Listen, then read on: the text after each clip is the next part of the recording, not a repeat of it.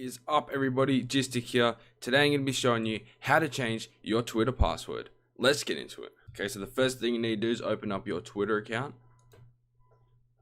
Okay, then once you're here, click on your little profile icon, scroll down, go down to settings and privacy, and then over on the left here it will say password. You want to click on that, and here's where you change your password.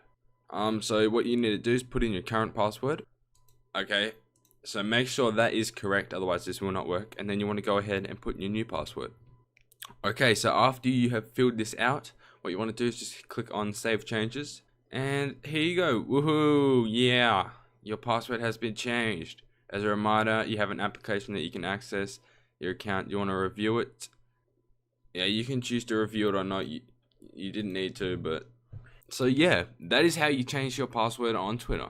Hopefully this video did help you. If it did, please hit that like button. And if you're new to the channel, hit that subscribe button and click the bell to be notified when we do upload a new video. And yeah, that is basically it for this video. I hope you guys have a wonderful day, and peace out.